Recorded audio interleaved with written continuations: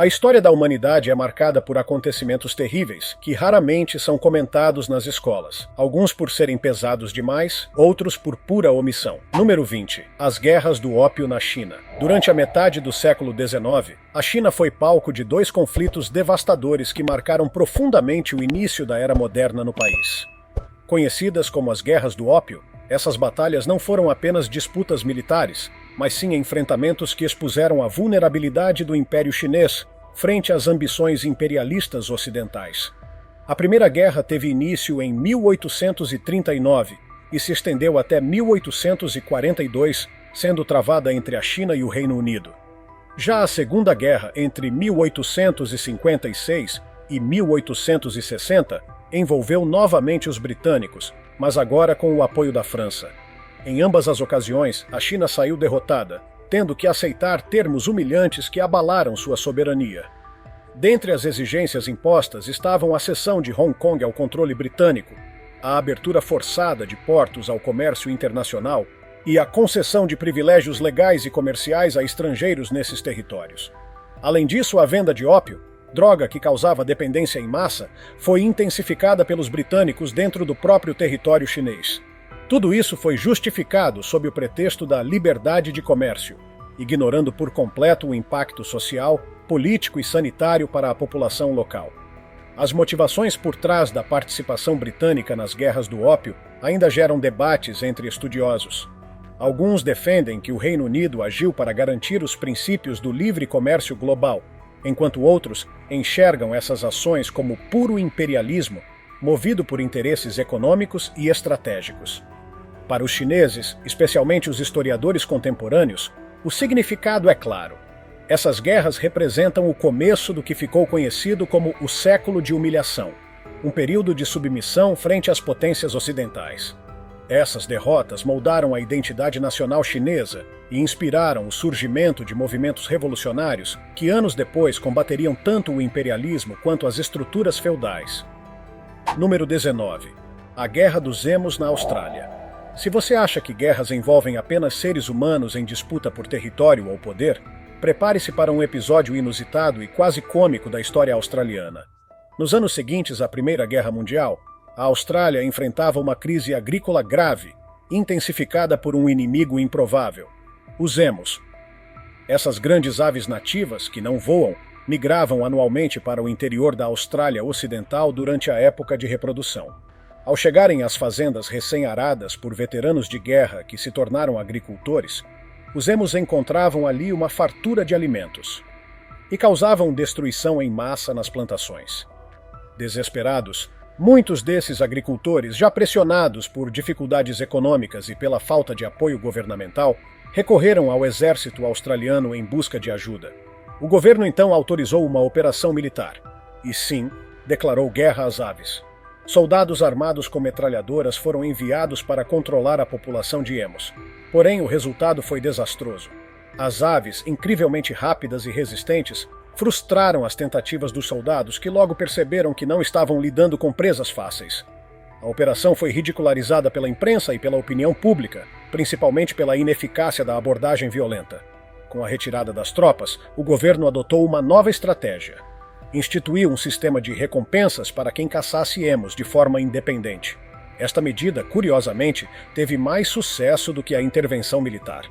O episódio, conhecido como a Grande Guerra dos Emos, entrou para a história como um exemplo de como soluções simples, às vezes, superam o uso da força, e também como um lembrete das surpresas que o mundo natural pode nos oferecer, especialmente quando interferimos nos seus ciclos.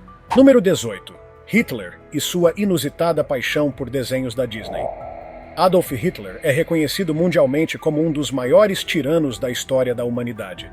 Responsável por atrocidades indescritíveis durante a Segunda Guerra Mundial e por liderar o regime nazista que perseguiu e assassinou milhões de pessoas.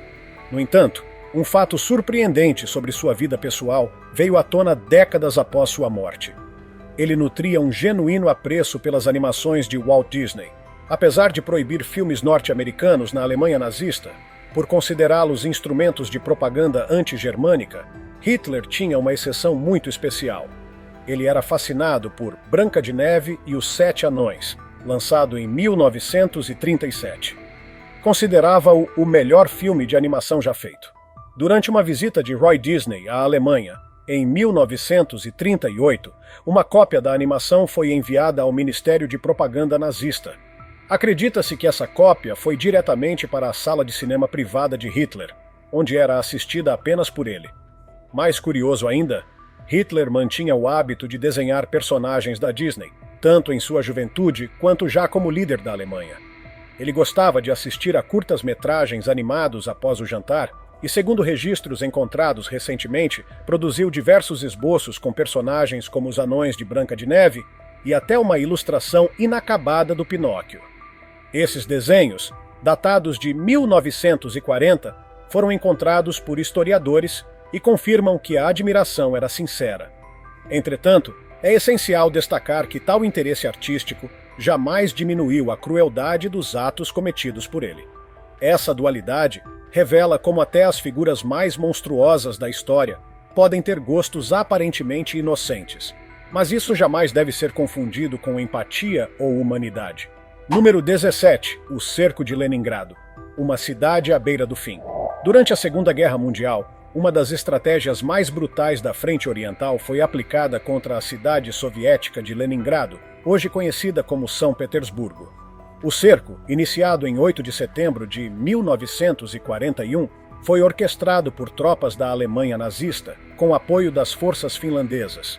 O objetivo era claro: isolar completamente a cidade e fazer seus habitantes morrerem de fome, sem precisar invadir diretamente. Durante 872 dias, Leningrado foi privada de alimentos, combustíveis, medicamentos e todo tipo de suprimento básico. A única rota de abastecimento era um perigoso caminho de gelo sobre o Lago Ladoga, conhecido como Caminho da Vida. O inverno rigoroso, com temperaturas abaixo de zero, trouxe consequências devastadoras. Com a falta de lenha e carvão, famílias inteiras morreram congeladas dentro de suas casas. A escassez de comida chegou a níveis tão extremos que a população foi forçada a comer cola de parede, serragem, animais de estimação e até sapatos fervidos para extrair alguma nutrição. Com o tempo, relatos confirmaram uma realidade ainda mais sombria. O canibalismo se tornou comum, com mais de 2.000 casos registrados oficialmente. O número real, no entanto, é provavelmente muito maior. Ao fim do cerco, em janeiro de 1944, estima-se que mais de 1 milhão de civis tenham morrido. O cerco de Leningrado é lembrado como um dos eventos mais trágicos da guerra, símbolo da brutalidade do conflito e da resiliência do povo soviético diante da barbárie. Número 16. As canções vulgares de Mozart. O gênio irreverente. Wolfgang Amadeus Mozart é até hoje reverenciado como um dos maiores compositores da história da música ocidental. Nascido em 1756, ele se destacou desde a infância por seu talento prodigioso, sendo capaz de compor e improvisar obras complexas com facilidade impressionante. Aos 14 anos, já havia se tornado o mais jovem membro da prestigiada Academia Filarmônica de Bolonha. Apesar da imagem de gênio refinado e erudito, Mozart também possuía um lado extremamente irreverente e brincalhão, que se refletia em parte de sua obra musical. Ele compôs várias peças de caráter cômico, com letras consideradas escatológicas e até obscenas para os padrões de sua época. Uma de suas composições mais conhecidas nesse estilo é um cânone musical com 6 vozes, escrito em 1782, cujo título original continha palavrões explícitos. Para garantir a publicação, o editor alterou as letras, mas registros originais confirmam o teor ousado.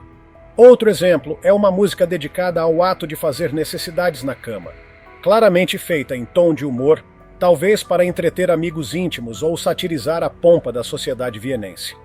Esse lado cômico, e por vezes vulgar, não diminui sua genialidade. Pelo contrário, revela uma personalidade rica, criativa e livre das amarras morais impostas pela elite de seu tempo. Esses registros mostram que, mesmo no auge da sofisticação musical, Mozart nunca deixou de ser humano, com senso de humor ácido, ironia e irreverência. Número 15. Faraó Pepe II e seu ódio por insetos. O Império Egípcio é um dos maiores da história humana, com faraós que detinham um poder quase divino, e às vezes atitudes que beiravam a loucura. Pepe II que assumiu o trono aos 6 anos de idade após a morte de seu irmão Merengue, é conhecido por ter tido o reinado mais longo já registrado, 94 anos. Entre suas excentricidades, destacam-se cartas onde ele ordenava que anões dançantes fossem trazidos de expedições na Núbia para entreter a corte. Mas seu comportamento mais insólito envolvia moscas. Pepe II odiava tanto esses insetos que fazia seus escravos se cobrirem com mel para atraí-los. Assim, as moscas ficavam grudadas nos corpos melados e não o incomodavam. Curiosamente, para outros egípcios, as moscas eram símbolo de persistência e velocidade.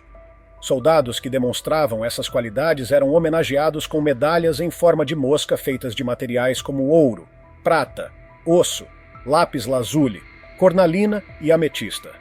Esses amuletos também serviam como proteção contra picadas ou pragas, bem diferente da abordagem pegajosa de Pepe II. Número 14. A Guerra do Papa contra os Gatos. A história da Igreja Católica é marcada por decisões grandiosas, reformas profundas e também por episódios controversos.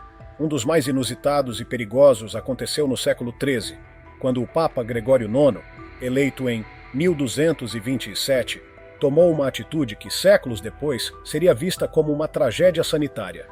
Gregório IX acreditava firmemente que os gatos, especialmente os pretos, eram criaturas associadas ao diabo. Baseando-se em relatos de práticas consideradas heréticas e em manuscritos medievais, o Papa passou a afirmar que os felinos eram manifestações demoníacas. Ele então iniciou uma verdadeira cruzada contra os gatos, incentivando sua perseguição e extermínio em toda a Europa. A população, obediente à autoridade religiosa, aderiu à campanha, e milhares de gatos foram mortos sob a justificativa de purificar espiritualmente as cidades. Durante seu pontificado, a peste negra começou a dar os primeiros sinais. Ao ver a propagação da doença, Gregório IX reforçou sua teoria. A peste seria um castigo divino por causa da proximidade das pessoas com esses animais malignos. A ironia cruel dessa história é que, com a redução drástica da população de gatos, os ratos, principais hospedeiros das pulgas que transmitiam a peste, se multiplicaram livremente. Isso agravou ainda mais a disseminação da doença. Cientistas modernos concordam que, se os gatos tivessem sido preservados, talvez a peste não tivesse se espalhado com tanta facilidade. Essa história é uma lembrança clara de como decisões baseadas em crenças infundadas podem desencadear consequências desastrosas para a saúde pública. Número 13. A invenção do incubador por Martin Cooney. Nos hospitais modernos, incubadoras são equipamentos comuns, indispensáveis para garantir a sobrevivência de bebês prematuros. Mas sua criação está ligada a um médico fora do convencional. Martin Cooney, um imigrante nos Estados Unidos que transformou a medicina neonatal com uma mistura de ciência, coragem e espetáculos de feira. Cooney havia aprendido sobre cuidados neonatais com o doutor francês Pierre Constant Budin, pioneiro na Europa no uso de calor e oxigênio para salvar recém-nascidos frágeis. No entanto, ao tentar aplicar esse conhecimento nos Estados Unidos, foi rejeitado pela comunidade médica, que considerava a ideia cara demais e pouco prática. Determinado a provar o valor de sua invenção, Cooney decidiu mostrar ao público o funcionamento das incubadoras em exposições abertas, como as feiras de Coney Island.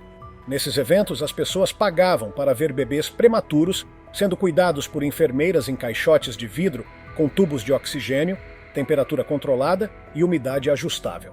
Enquanto muitos acusavam Cooney de sensacionalismo ou crueldade por exibir os bebês como atrações, o médico seguia confiante em sua missão.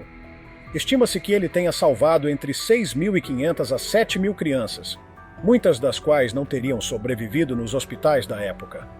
A inspiração para o design das incubadoras veio de um equipamento simples de fazenda, uma chocadeira de ovos. Ele adaptou a estrutura para uso humano, utilizando materiais como vidro e plástico, além de sistemas rudimentares de aquecimento. Apesar das críticas, a eficácia era inegável. Só anos depois, a medicina reconheceu seu valor. Cooney, mesmo sem diploma reconhecido nos Estados Unidos, transformou a maneira como a sociedade via os bebês prematuros. Não mais como casos perdidos, mas como vidas que podiam e deviam ser salvas. Número 12. As atrocidades do Reino da Bélgica no Congo. Entre os anos de 1885 e 1908, O território africano conhecido como Estado Livre do Congo, hoje República Democrática do Congo, foi submetido a um dos regimes mais brutais já registrados durante a colonização europeia. Curiosamente, esse território não era formalmente uma colônia belga. Ele pertencia pessoalmente ao rei Leopoldo II da Bélgica, que, apesar de nunca ter pisado em solo africano, governava a região como se fosse seu quintal privado. O objetivo de Leopoldo era extrair o máximo de riqueza possível, principalmente através da exploração da borracha e do marfim. Para isso, impôs um sistema de trabalho forçado baseado em violência extrema. Homens, mulheres e até crianças eram obrigados a colher borracha sob punição de açoites, mutilações e, em muitos casos, execuções. As cotas impostas eram absurdas, e aqueles que não conseguiam cumpri-las tinham as mãos decepadas como exemplo para os demais. Enquanto isso, a propaganda europeia vendia a imagem de uma colonização civilizadora com obras religiosas e sociais. Uma completa farsa. Estima-se que milhões de congoleses tenham morrido durante esse período por causa de doenças, desnutrição, exaustão ou diretamente pela violência dos capatazes e soldados do rei. O clamor internacional só começou quando missionários, jornalistas e ativistas começaram a documentar os horrores.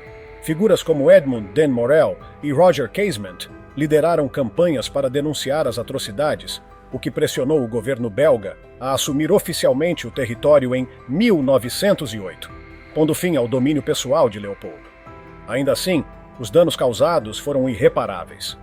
O povo congolês foi traumatizado, suas estruturas sociais destruídas e seus recursos naturais saqueados de forma brutal. Número 11. A horrível história das dentaduras. Hoje em dia, as dentaduras são um recurso odontológico bastante comum, utilizado por milhões de pessoas para restaurar funções mastigatórias e estéticas. No entanto, a origem dessas próteses tem raízes sombrias e até grotescas, pouco conhecidas pelo público geral. Os primeiros registros de dentaduras datam de cerca de 700 a.C., com o povo etrusco, na região que hoje corresponde ao norte da Itália. Eles criavam dentaduras simples usando dentes humanos ou de animais, montados em fios metálicos. Com o passar dos séculos, especialmente entre os séculos XVII e XVIII, surgiram novas técnicas, como o uso de marfim de hipopótamos, morsas e elefantes para moldar as bases. Esses materiais, apesar de resistentes, eram porosos, escureciam com o tempo e acumulavam resíduos. Na tentativa de aprimorar a estética, no final do século XVIII, dentistas franceses passaram a criar dentes de porcelana, cuidadosamente pintados à mão. Embora fossem mais bonitos, tinham um problema grave. Eram frágeis e encolhiam ao serem aquecidos no forno. Mesmo com os avanços técnicos, os dentes humanos continuaram populares. Após a Batalha de Waterloo, em 1815, mais de 50 mil cadáveres de soldados serviram como fonte para a confecção de dentaduras, os chamados dentes de Waterloo. Esses dentes eram fixados em bases de marfim, ouro ou mais tarde em vulcanite, uma borracha dura que surgiu em 1850 e revolucionou a prótese dentária. Já no século XX surgiram materiais como a resina acrílica, muito mais prática e higiênica. Apesar dos avanços tecnológicos, o passado das dentaduras nos lembra o quanto a medicina evoluiu e o que as pessoas estavam dispostas a fazer e usar em busca de um sorriso funcional. Número 10. As sombras dos mortos em Hiroshima e Nagasaki. A Segunda Guerra Mundial foi o maior e mais letal conflito da história da humanidade, e seu desfecho trouxe não apenas a destruição de cidades inteiras, mas também imagens que assombram até hoje. Quando os Estados Unidos lançaram bombas atômicas sobre Hiroshima, em 6 de agosto, e sobre Nagasaki, em 9 de agosto de 1945, o mundo entrou em uma nova era, a era nuclear. Os impactos dessas explosões não se limitaram à destruição material e à perda imediata de dezenas de milhares de vidas. Um dos efeitos mais perturbadores foi a formação de sombras humanas permanentes. Silhuetas gravadas em superfícies como escadas, muros e calçadas, resultado direto da radiação térmica intensa gerada pelas explosões. Essas sombras macabras marcaram os últimos momentos de inúmeras vítimas, que foram instantaneamente desintegradas pela força do calor. A luz emitida pelas bombas foi tão forte que deixou uma marca fotográfica nos objetos e construções, bloqueada temporariamente pelos corpos das pessoas que estavam ali. Cenas como a de uma criança ao lado de sua bicicleta, casais próximos a carros e pedestres andando pelas ruas ficaram impressas no concreto. Embora algumas dessas pessoas tenham sobrevivido por horas ou até dias, a maioria morreu em decorrência de queimaduras gravíssimas ou por exposição à radiação. Cientificamente, essas sombras se formaram porque a radiação luminosa alterou quimicamente as superfícies onde incidiu, deixando uma marca clara onde a luz não atingiu por completo. Até hoje, quase 80 anos depois, algumas dessas sombras permanecem preservadas, funcionando como tristes monumentos do poder destrutivo da bomba atômica. Esses registros visuais nos forçam a refletir sobre os horrores da guerra e sobre os limites éticos do uso da tecnologia na destruição em massa. Número 9. A boneca falante de Thomas Edison. O brinquedo que assustava crianças. Thomas Edison é frequentemente lembrado como um dos maiores inventores da história, sendo responsável por inovações que mudaram o mundo moderno, como o fonógrafo, a lâmpada elétrica de uso comercial e contribuições decisivas para o telefone e o cinema. Entretanto, nem todas as suas ideias foram bem-sucedidas. Em 1887, Edison decidiu unir sua invenção mais revolucionária, o fonógrafo, com um objeto que fazia sucesso entre o público infantil: as bonecas. Nascia ali a ideia da boneca falante. A invenção era ousada para a época. Tratava-se de uma boneca de aproximadamente 55 centímetros, feita de metal e porcelana, equipada com um pequeno fonógrafo em seu interior. A criança deveria girar uma manivela localizada nas costas da boneca, o que ativava o mecanismo sonoro, reproduzindo canções e poesias infantis. Apesar de inovadora, a execução deixou a desejar. O sistema era difícil de manusear, o som produzido era estridente e metálico, e a qualidade dos discos de cera utilizados era extremamente baixa. Desgastavam-se rapidamente, trincavam ou deformavam-se. Pior ainda, as vozes gravadas por mulheres adultas, forçando um tom infantil, soavam assustadoras e robóticas. Muitas crianças choravam ao ouvir a boneca falar, e os pais ficavam desconfortáveis com o resultado bizarro da invenção. A produção foi interrompida em menos de 2 meses após o lançamento, marcando um dos maiores fracassos comerciais da carreira de Edison. No entanto, apesar da má recepção, esse projeto pioneiro antecipou o conceito de brinquedos interativos, abrindo caminho, décadas mais tarde, para a criação de brinquedos eletrônicos falantes com tecnologias mais refinadas. A boneca de Edison é hoje uma raridade histórica, e sua história serve como lembrete de que até os maiores gênios enfrentam tropeços, e que nem toda ideia inovadora encontra sucesso imediato. Número 8. A criação da bandeira dos Estados Unidos por um adolescente. A bandeira dos Estados Unidos é um dos símbolos mais reconhecíveis do mundo, carregando em suas 13 listras e 50 estrelas a representação de sua história e identidade nacional. No entanto, poucas pessoas sabem que a versão atual foi desenhada por um adolescente em um projeto escolar. Robert G. Heft nasceu em 1942, na cidade de Saginaw, Michigan, e cresceu com seus avós em Lancaster, Ohio. Durante o ensino médio, seu professor de história propôs aos alunos que criassem um trabalho artístico como demonstração de patriotismo. Robert, então com 17 anos, resolveu ir além. Redesenhou a bandeira nacional. Naquela época, os Estados Unidos contavam com apenas 48 estados. Robert teve a ousadia de adicionar 50 estrelas, antecipando a futura inclusão do Alasca e do Havaí à União. Seu professor, achando que o aluno havia cometido um erro, deu-lhe a nota D. No entanto, Robert fez uma proposta ousada. Se sua bandeira fosse oficialmente adotada pelo Congresso, ele teria direito à nota máxima. Robert enviou seu design à Casa Branca e, para surpresa de todos, foi selecionado entre mais de 1.500 outros projetos. Quando o Alasca e o Havaí foram incorporados à União, o então presidente Dwight D. Eisenhower escolheu a bandeira de Robert para ser o novo símbolo oficial do país. A nova bandeira foi hasteada pela primeira vez em 4 de julho de 1960, no dia da independência. Robert voltou à escola com a carta presidencial nas mãos e teve sua nota ajustada para um A. Hoje, sua criação tremula em todos os prédios oficiais, escolas e embaixadas ao redor do mundo. Um lembrete poderoso de como uma ideia simples, quando bem executada, pode fazer parte da história para sempre. Número 7. O estudo de sífilis em Tuskegee, o lado cruel da pesquisa médica.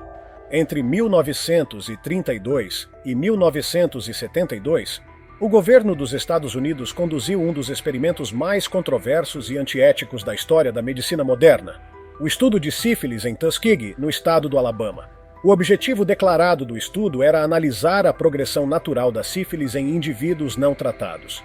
No entanto, os métodos utilizados foram absolutamente condenáveis. Mais de 600 homens afro-americanos, em sua maioria trabalhadores rurais pobres e sem acesso à educação formal, foram recrutados sob o pretexto de que receberiam tratamento para sangue ruim, um termo vago usado na época para descrever vários males. Na verdade, aproximadamente 2/3 dos participantes já estavam infectados com sífilis, e nenhum deles foi informado de seu diagnóstico real.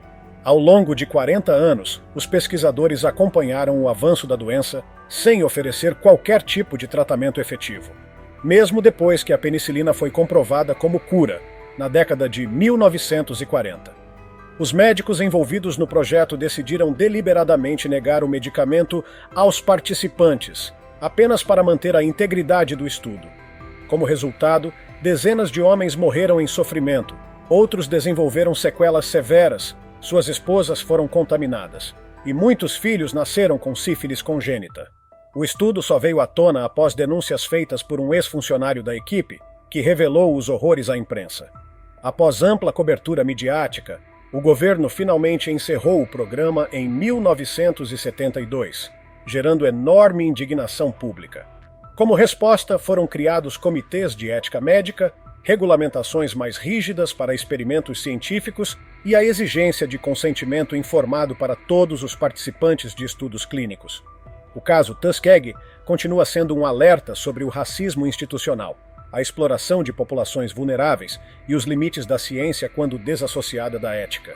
Número 6. Janelas de igreja com vidros pintados à mão. Entrar em uma igreja antiga é se deparar com vitrais deslumbrantes, que contam histórias bíblicas com impressionante riqueza de detalhes e cores. Esses vitrais não são apenas obras de arte religiosas, mas também frutos de técnicas complexas e, por vezes, bizarras. A prática de produzir vidro colorido começou por volta do século VI. Um monge alemão, em 1112, descreveu detalhadamente o processo em seus escritos. A mistura incluía areia, carbonato de potássio e óxidos metálicos, todos derretidos em altíssimas temperaturas. Para pintar as imagens, usava-se uma tinta feita de chumbo, cobre e urina. Sim, a urina era o diluente utilizado para fixar os metais ao vidro antes da queima final. Esse processo ajudava na aderência da pintura e na definição dos detalhes, resultando em obras vívidas e duradouras. Apesar do fator inusitado, os vitrais permanecem entre os maiores símbolos da arte sacra medieval, servindo como verdadeiros livros ilustrados para uma população majoritariamente analfabeta na época. Número 5. O obscuro fascínio de James Jameson pelo canibalismo. A marca de whisky Jameson é conhecida mundialmente, mas a história de James Jameson, bisneto do fundador John Jameson, é sombria e perturbadora. Em 1888, ele participou de uma expedição no Congo, financiada por sua própria fortuna, como parte da colonização europeia na África. Durante essa viagem, James teria manifestado o desejo de ver um ato de canibalismo de perto. De acordo com diversos relatos, ele teria pago 6 lenços por uma menina escravizada de cerca de 10 anos, que foi então entregue a um grupo local de canibais. A menina foi amarrada a uma árvore, morta e devorada, tudo sob os olhos de James, que ainda teria feito esboços em aquarela do ocorrido. Ele morreu poucos meses depois, e o episódio só veio à tona anos mais tarde, com denúncias publicadas por sua esposa e por jornalistas. Embora James tenha negado as acusações em cartas, afirmando que foi apenas um observador relutante, outros membros da expedição confirmaram a história. Até hoje, essa mancha é uma das mais ocultadas pela família e pela empresa que leva seu sobrenome. Número 4. Livros encapados com pele humana. Encontrar um livro com capa de couro natural hoje é raro, mas entre os séculos 17 e 19, houve uma prática arrepiante conhecida como bibliopegia antropodérmica, ou encadernação com pele humana. Essa técnica macabra era usada especialmente para encapar livros jurídicos, médicos e até diários pessoais. A pele era extraída de cadáveres de criminosos executados sob o pretexto de que não serviriam mais para nada. O processo de curtimento era praticamente idêntico ao do couro animal. Algumas dessas obras ainda existem em bibliotecas e coleções privadas, e vários exames laboratoriais comprovaram a autenticidade da pele. Embora a prática tenha sido banida e condenada eticamente, imaginar que um livro possa ter sido literalmente encapado com a pele de alguém continua sendo uma das passagens mais perturbadoras da história editorial. Número 3. O massacre chinês em Los Angeles. Em 24 de outubro de 1887, Los Angeles foi palco de um dos piores massacres raciais dos Estados Unidos. Mais de 500 pessoas, entre comerciantes, operários e até policiais, invadiram o bairro chinês da cidade após a morte de um homem branco durante uma briga entre grupos chineses. A tensão racial já estava latente, e o incidente serviu de estopim. Em poucas horas, casas foram saqueadas, moradores arrastados pelas ruas e 15 homens chineses foram enforcados em postes improvisados. Ao todo, 19 pessoas morreram naquela noite de horror. No entanto, o mais chocante foi o desfecho judicial. Apenas 10 homens foram levados a julgamento, acusados de homicídio culposo. Todos foram absolvidos, graças a uma brecha legal que impedia o testemunho de chineses em tribunais. Assim, ninguém foi responsabilizado pelo massacre, que acabou caindo no esquecimento da memória coletiva norte-americana. Número 2. Julgamentos de bruxas na Europa. Entre os séculos XV e XVIII, a Europa foi dominada por um pânico coletivo que levou à perseguição e execução de dezenas de milhares de pessoas acusadas de bruxaria. Esse período, conhecido como a Grande Caçada ou os Tempos das Fogueiras, misturou medo, fanatismo religioso e misoginia. Estima-se que entre 40 mil e 60 mil pessoas tenham sido mortas, a maioria esmagadora composta por mulheres. As acusações geralmente surgiam de boatos, inveja ou simplesmente pelo fato de alguém ser diferente. As provas vinham de confissões forçadas obtidas sob tortura. Muitos dos condenados foram queimados vivos, enforcados ou afogados. Frequentemente bastava ser parteira, viver sozinha ou usar ervas medicinais para virar alvo. Esses julgamentos representam um dos períodos mais obscuros da justiça europeia e servem de alerta sobre os perigos do fanatismo e da histeria coletiva. Ainda hoje, são lembrados como símbolo do que acontece quando a razão é ofuscada pelo medo irracional. Número 1. A história de Minnie Dean, a babá executada. Babás e cuidadoras são, em teoria, figuras de confiança, mas a história de Minnie Dean mostra que isso nem sempre foi verdade. Ela foi a única mulher a ser executada na história da Nova Zelândia. No fim do século XIX, ela e o marido enfrentavam sérias dificuldades financeiras e se mudaram para Winton, onde ela passou a cuidar de crianças indesejadas em troca de pagamento. Na época, bebês nascidos fora do casamento eram um grande tabu, e muitas mães recorriam às chamadas fazendas de bebês para deixá-los em segredo. Minnie frequentemente cuidava de 3 a 9 crianças ao mesmo tempo. A morte de alguns bebês não levantou suspeitas inicialmente, já que a taxa de mortalidade infantil era alta. Mas em 1889, após 2 mortes seguidas sob seus cuidados, a polícia começou a investigar. Em 1895, uma busca em sua casa revelou os corpos enterrados de 3 crianças. Exames apontaram que uma delas foi envenenada e outra estrangulada. Apesar da defesa alegar que Minnie só escondeu os corpos por medo, o tribunal a condenou. Ela foi enforcada em 12 de agosto de 1895. Hoje, Minnie Dean é lembrada com assombro na cultura popular da Nova Zelândia, sendo símbolo de uma época em que o desespero social podia facilmente esconder crimes chocantes à vista de todos. Essas histórias mostram que o passado da humanidade é repleto de eventos chocantes, esquecidos ou escondidos dos livros escolares.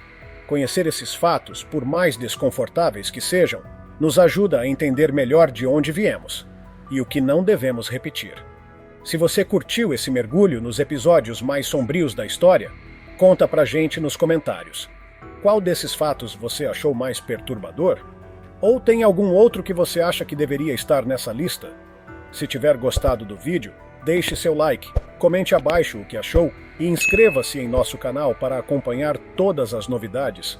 Te encontro em um desses vídeos que estão aparecendo agora na sua tela. Cuidem-se, pessoal!